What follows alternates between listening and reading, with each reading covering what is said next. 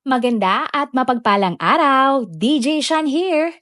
Huwag kalimutang mag-like, comment at mag-subscribe para sa araw-araw na Tagalog facts at mysteries na dagdag kaalaman. Tandaan, knowledge is power. Ayon nga sa kasabihan, ang swerte at malas ay magkadugtong. Ang malas at swerte ay parang gulon. Minsan nasa ibabaw ang swerte, minsan naman ay nasa ilalim ang malas. O di kaya ay kabaliktaran. Sa buhay, minsan ang swerte ay tsamba at ang malas, pwedeng sinadya o dahil nga sa mga maling desisyon na ating nagawa. Ang ating kwento nga ngayon ay tungkol sa tatlong mga kabataan na mula sa United Kingdom ang tila sinuwerte matapos nilang manalo ng napakalaking papremyo sa loto. Pero matapos nga makuha ang sandamakmak na pera, sunod-sunod nga ang kamalasan na dumating sa kanilang buhay at nalagay pa sa bingit ng kamatayan ang kanilang mga buhay. Ang tatlong mga kabataan nga ay nagsisi sa huli at tila hiniling na sana nga ay hindi na lamang sila nanalo ng loto. Kung ikaw ang tatanungin, naniniwala ka ba sa kasabihan na ang swerte ay minsan may karugtong na kamalasan? Ating ngang isa-isahin ang kwento ng tatlong mga kabataan na nanalo nga ng limpak-limpak na premyo sa loto at masasabi mo bang malas na swerte ang kanilang buhay dahil nga sila ay jumakpat sa loto? Callie Rogers. Ang pinakabatang milyonaryo sa ating kwento ay kinilalang si Callie Rogers. Si Callie ay nagmula sa Cumbria, England. Magulo ang kinalakhang buhay ni Callie sapagkat palaging nag-aaway ang kanyang mga magulang. Hindi nagtagal, naghiwalay na nga ang kanyang ama at ina. Dahil dito napunta nga sa foster care si Callie. Ang foster care ay temporary custody or guardianship para sa mga batang wala ng magulang o ibang kamag-anak na kayang mag-alaga sa kanila. Ang dalaga nga ay nanirahan sa kanyang foster parents at sila ay ang mag-asawang Holmes. Sa bahay na mag-asawa, naramdaman ni Callie ang seguridad na kanyang hinahanap sa kanyang mga magulang, lalo na at teenager pa lamang siya noon. Naibibigay nga sa babae ang kanyang mga pangangailangan at napag-aral din siya ng kanyang mga foster parents. Pero dahil buhay pa naman ang ina ni Callie, gusto nga ng babae na magtrabaho para matulungan ang kanyang ina. Pinayagan naman si Callie na mag-asawang Holmes at nagtrabaho bilang kahera ang babae sa isang grocery store. Subalit napakaliit lamang ng kinikita ni Callie dahil binayaran lamang siya ng 290 pesos kada oras.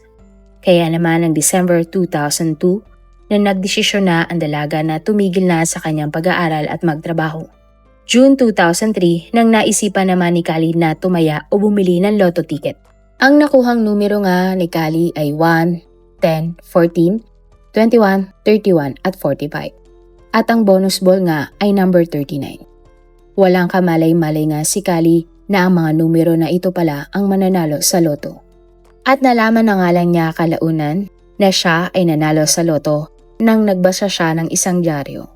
Nang nakita niya nga ang mga numero na lumabas, napatalon na lamang ang dalaga sa sobrang tuwa na ang mga numero niyang tinayaan ay ang nanalo sa loto. At si Callie nga ang tinaguriang youngest UK lotto winner dahil 16 years old lamang siya noon nang siya ay nanalo sa loto. Ang jackpot nga na napalanunan ni Callie ay 150 million pesos.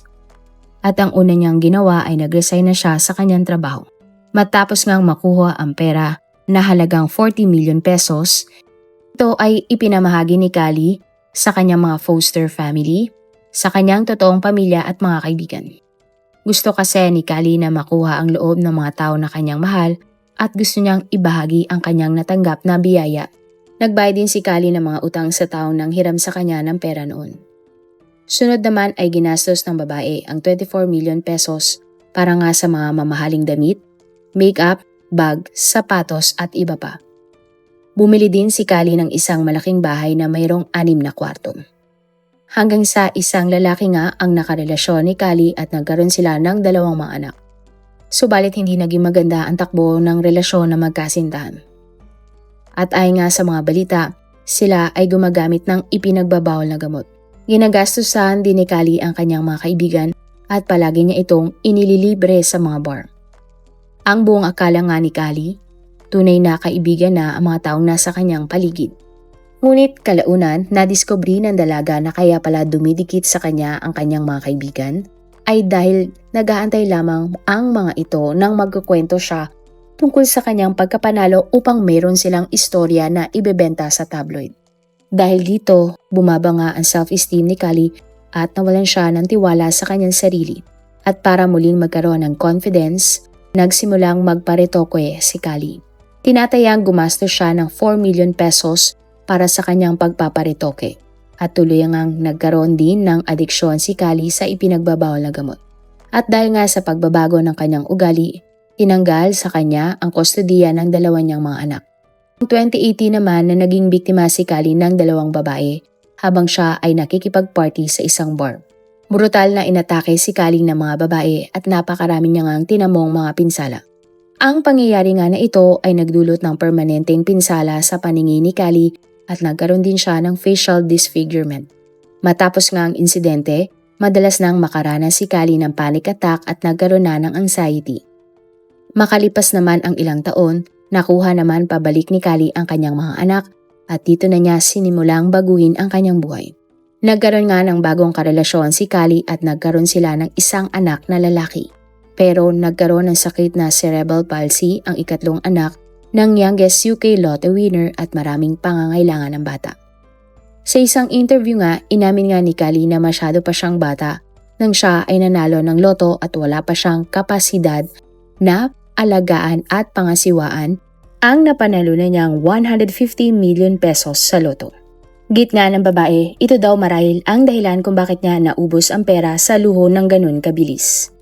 Sinabi pa ng babae na siya nga ay nagsisisi na ginastos niya sa walang katuturang mga bagay ang kanyang pera. At sana nga ang pera umano ay inilaan na lamang niya para sa medikal na pangangailangan ng bunso niyang anak. Ayon pa kay Callie, kung siya ang masusunod sa kapalaran ng kanyang buhay, sana hindi na lamang siya nanalo ng loto. Sapagkat ito nga ang dahilan sa pagkasira sa kanyang buhay. At taong 2021 nang tuluyan ng nagdeklara ng bankruptcy si Callie at nagsimulang mabuhay sa tulong ng gobyerno. At sa kabutihang palad muling nakabangon si Callie at kapansin-pansin na ibang-iba na ang itsura niya ngayon kumpara ng bago siya manalo sa loto. Jane Park. Nagmula sa Edinburgh sa bansang Scotland ang babaeng si Jane Park at ng taong 2013 siya ay 17 years old pa lamang. Payak lamang ang pamilya na kinalakhan ni Jane at nakatira lamang sila sa isang maliit na bahay. Naranasan nga ng dalaga na kumain ng isang beses lamang sa isang araw dahil kapos ang kanilang pamilya sa pera noon. Kaya kahit na hindi na makapagtapos ng kanyang pag-aaral sa kolehiyo, si Jane ay nagdesisyon na magtrabaho na lamang. Kumikita na noon si Jane ng 645 pesos kada araw sa kanyang trabaho sa isang maliit na opisina. Mababa nga ito kumpara sa minimum wage ng panahon na ito. Pero tiniis ito ni Jane upang ipang-suporta sa sarili niyang pangailangan at makapagbigay ng pera sa kanyang pamilya. Birthday na noon ni Jane at naisipan niyang regaluhan ang kanyang sarili ng isang loto ticket. At sa unang pagkakataon, tumaya si Jane ng loto nang siya ay 17 years old pa lamang. Nang panahon na ito, ang minimum na edad ng taong pwedeng tumaya o bumili ng loto sa United Kingdom ay 16 years old. Kaya naman pinayagan nga si Jane na makabili ng loto ticket para sa laro na Euro Millions. Hanggang sa tinamaan niya nga ang napakalaking swerte dahil si Jane ay nanalo ng jackpot sa loto. Tumataginting na 81 million pesos ang napanalunan ng teenager na si Jane. Hindi makapaniwala ang dalaga pero sobrang saya ni Jane nang siya ay hirangay na isa sa mga youngest UK Lotto winner. Hindi tulad ng mga nananalo sa loto, dito sa ating bansa, sa UK pwedeng isapubliko kung sino ang mga Lotto winners. Kaya naman isinapubliko ni Jane ang tungkol sa kanyang pagiging milyonaryo at pagkapanalo sa loto. Subalit imbis na gamitin ito ni Jane para sa kanyang mga pangarap, mas inuna ng babae ang kanyang luho.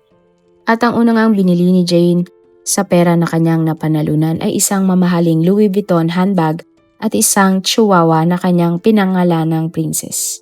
Sunod naman ay bumili si Jane ng mga mamahaling kotse, damit, alahas at mga sapatos. At sa maiklingang panahon, naging malaki ang pagbabago sa buhay ng dalaga. Ginamit nga din ni Jane ang pera sa pakikipag-party kung kani-kanino at pagtatravel kung saan saang lugar. Maging ang boyfriend ni Jane ay binilhan niya ng mamahaling regalo tulad ng relo, kotse, at mga branded na damit kada linggo. Kumastos nga din si Jane ng 7 million pesos para pagandahin ang kanyang sarili.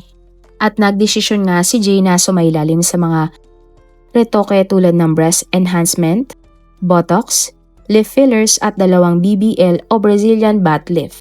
Lustay dito, lustay doon. Ganyan nga ang naging lifestyle ni Jane matapos niyang makahawak ng napakalaking pera. Hindi nagtagal, nagkaroon nga ng anxiety at depression si Jane. Nakaramdam kasi si Jane ng labis na kalungkutan at kunestyon kung totoo ba ang mga tao sa kanyang paligid o mga linta lamang ito na nakadikit sa kanya dahil lamang sa kanyang pera. Dumating din sa punto na nagbabayad na si Jane ng mga tao para lamang meron siyang kasama. Dito na nga na-realize ng babae na kahit anong bilhin niyang mahal na bagay, hindi niya mararamdaman ang tunay na kaligayahan. At dito na nga pumasok sa eksena ang mga magulang ni Jane. Pinayuhan siya ng kanyang nanay at tatay na itigil na nga ni Jane ang paggastos sa mga walang kabuluhang mga bagay. Malaking parte nga ng napanalunan ni Jane ay biglang naglaho na lamang na parang bula dahil sa kakaparty ng babae halos kada linggo. Sinabi pa nga nila na dapat ininvest ni Jane ang kanyang pera sa mga property. Sumunod naman si Jane at nag-invest nga sa 2 property. Bukod doon, ang natitirang pera mula sa kanyang pagkapanalo sa loto ay inilagay niya sa bangko para makasigurado na hindi niya ito magagastos. At bukod nga sa mga iyon, gumawa pa si Jane ng account sa isang online streaming platform para makakuha ng dagdag na kita. At malaki naman ang kinikita ng babae kada buwan. Sa mga interview, inamin nga ni Jane na labis siyang nagsisisi na nilustay niya ang kanyang pera sa luho at mga materyal na bagay. Sinabi pa ni Jane na ang pagkapanalo niya sa loto ang sumira ng kanyang buhay. Idiniin din ng dalaga na naging 10 beses na mas masahol ang kanyang buhay matapos niyang manalo sa loto. Mas marami umanong malas kaysa sa swerte. Inisip na nga din ng babae na sampahan ng kaso ang National Lottery dahil pinapayagan nito ang mga minor de edad na bumili ng tiket. At ayon nga kay Jane, sobrang bata pa niya nang nanalo siya sa loto at ito ang dahilan kung bakit hindi niya nagamit ng tama ang kanyang napanalunang pera. Sinabi pa ng lotto winner, simula nang nanalo nga siya sa loto ng 82 million pesos, naging laman na siya ng media at nakakatanggap ng mga atensyon na hindi naman niya gusto. Nagugulat na nga lang umano si Jay na nasa labas na ng kanilang bahay ang mga media at paparazzi na lalong nagpagulo sa kanyang buhay. Naranasin din daw ni Jay na manganib ang kanyang buhay matapos magkaroon ng iba't ibang komplikasyon dahil sa mga pinaggagawa niyang pagpapa-enhance sa kanyang katawan. Nagkaroon din siya ng sepsis at labis na namaga ang kanyang muka at katawan. Makalipas ang ilang taon, na-scam naman si Jane sa isang dating app. Naniniwala nga ang babae na tina-target talaga siya ng mga scammer dahil siya ang youngest UK Lotto winner. At taong 2019, nang nabuntis nga si Jane subalit hindi natuloy ang kanyang pagbubuntis at pinaslang pa ang ama ng kanyang anak. Ang lahat nga ng pangit na nangyari sa buhay ni Jane at kamalasan niya sa buhay ay isinisisi niya sa pagkapanalo niya sa loto. At taong 2021 na nagkaroon nga ng pagbabago sa batas ng UK at ang naging legal na edad na para makabili ng lotto ticket mula 16 years old ay naging 18 years old. Michael Carroll. Taong 1983 nang isinilang sa United Kingdom ang lalaking si Michael Carroll. Ang pamilya ng lalaki ay walang magarbong buhay at simple lamang ang kanilang pamumuhay sa UK. Nahirapan nga si Michael habang siya ay nag-aaral at nag-isip na kumuha ng part-time na trabaho. Natanggap naman si Michael bilang refuse collector o isang basurero. 19 years old lamang noon si Michael nang siya ay tumaya ng loto at siya ay nanalo ng 782 million pesos. Napakalaking pera, hindi ba? Naging controversial nga ang pag-claim ng pera ni Michael ng taong 2002 dahil nang kukunin na niya ang pera niyang napanalunan. May nakakabit na electronic ankle tag sa kanyang paa. May tag si Michael noon dahil nasa ilalim siya ng curfew para sa kasong drunk and disorderly. Ayon sa mga impormasyon, walang sariling bank account si Michael at bago siya manalo ng loto, pero na siyang 42 na mga kaso at ilang beses na siyang nakulong. Ang pagkapanalo nga ni Michael sa loto ay malaking oportunidad na sana para magbago o gumanda ang kanyang buhay. Subalit hindi niya ginamit sa tama ang napanalunan niyang pera. Ang unang ngang ginawa ng lalaki ay nag-resign sa kanyang trabaho bilang basurero. Ang unang ngang binili ni Michael ay isang mansyon na napakalaki at nagkakahalaga ng 27 million pesos. Pero hindi nagustuhan ng lalaki ang loob nito at gumastos pa siya ng 32 million pesos para ito ay iparenovate. Bumili nga ang lalaki ng luxury sports car, mga gamit at alas. At sa loob nga ng malawak na hardin ni Michael, nagtayo siya ng isang demolition derby kung saan sinisira ni Michael ang mamahaling kotse para sa kanyang kasiyahan. Wala ding humpay sa pagpaparty ang lalaki at gumagamit na din ng ipinagbabawal na gamot. Ayon nga sa datos, 160,000 pesos ang ginagastos ni Michael araw-araw para lamang sa illegal na gamot. Ilang beses pang nakasuhan si Michael dahil binaril niya ng pellet gun ang mga kotse na dumadaan sa tapat ng kanyang bahay o di kaya naman ay binabato niya ng cheeseburger ang mga tao naglalakad. Nalulong din si Michael sa pagsusugal at naranasan nga na ma-hold up ng mga gang. Pero isang magandang bagay naman ang ginawa ni Michael nang binigyan niya ng 300 million pesos ang kanyang pamilya at mga kamag-anak. At sa pagdaan nga ng mga taon, unti-unti nang naubos ang napakalaking perang napanalunan ni Michael sa loto at nawala na din sa kanya ang kanyang bahay. 2 beses ikinasal ang lalaki pero hiniwalayan siya ng kanyang mga asawa dahil sa pagbabago ng kanyang ugali. Hindi nagtagal, nagdeklara nga si Michael ng bankruptcy at tumira sa kalye. Tinanggap naman si Michael pabalik ng isa niyang asawa at sila ay ikinasal muli. May 2010 nang si Michael nga ay bumalik sa pagiging basurero mula sa pagiging milyonaryo. Ang trabaho nga bago nga siya manalo sa loto. Iginit nga ni Michael na wala siyang pinagsisihan kung saan niya inilustay ang kanyang pera na napanalunan. Ayon sa lalaki, hindi naubos o nawala ang milyon-milyong pera. Bagkus, ginastos daw niya itong lahat. Sinabi pa ng lalaki na kung mabibigyan man siya ng pangalawang pagkakataon, uulitin lamang niya ang ginawa niya sa pera dahil marami siyang natutunan sa nakaraang 10 taon ng kanyang buhay. Napakasarap nga namang manalo sa loto dahil sa isang iglap, magkakaroon ka ng pera na hindi mo naman pinaghirapan. Ngunit atin tandaan na sa bawat desisyon at kilos na ating gagawin, lahat ito ay may kahihinatnan na dapat nating harapin. Kung ikaw ang tatanungin, ano ang halaga ng Lotto Jackpot na magiging masaya ka? Magkano at bakit? At ano ang iyong unang bibilhin? Naniniwala ka ba sa kasabihang kapag may swerte ay may malas? At yan nga ang ating kwento ngayong araw. Kung may natutunan ka o nagustuhan mo ang ating